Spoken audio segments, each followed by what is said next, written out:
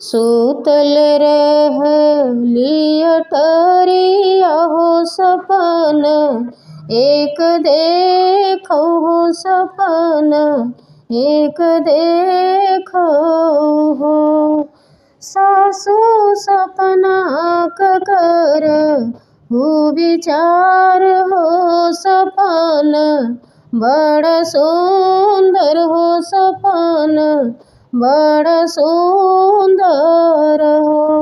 सपन में देखो आपन वीरन होत वीरन के लाल भय, वीरन के लाल भय हो। सासु सपना कर हु विचार हो सपन, बड़ा सुंदर हो। हली हली नऊ वा बोलाओ हो तो बधैया ले जाय हो, बधैया ले जाय हो। तू ही मोरी बहू वरी से बहू वरी हो, तू ही मोरी सब कुछ हो। हे बहुवर बिनी रे बोलाए, जऊ जईबू हो कदर, नाही होई है हो कदर, नाही होई है हो। इतनी बचन बहुर सुनली हो, सुनही नाही पवलीनी हो। हे सासु हम जाब अपने नहीं हो, भतीजा वा खिलई भई हो, भतीजा वा खिलई भई हो। अरे अरे मोरे नगर के कहाँ रहो तो डोली, याली आओ हो तो हाली हाली आओ हो।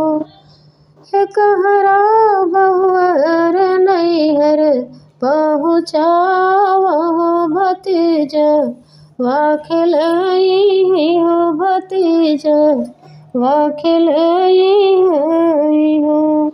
एक बन गई लिनी दूसरे बने आव, रोती सरे बने हो। बहने तीसरे में नई हर पहुँचलिन हो। ननदा बैठो सोत रंग पलंगिया हो, तो भतीजा वा खिलाओ हो, भतीजा वा खिलाओ हो।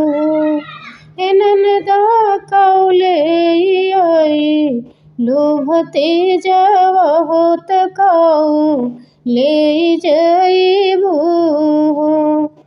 लिया पाव पयजनिया तयोवर कर धनिया हो। हे भाभी हम ले बतोह राकंगना हो, यंगना वामे नाचब हो। हे भाभी हम ले बतोह राकंगना हो, यंगना वामे नाचब हो। हे भाभी हम ले बतोह री चुनरिया हो, भतीजा वाके जन्म हो, भतीजा वाके जन्म हो। लीला तुनन दा कंगनवा हो, अंगनवा बीच नाचा हो, अंगनवा बीच नाचा हो।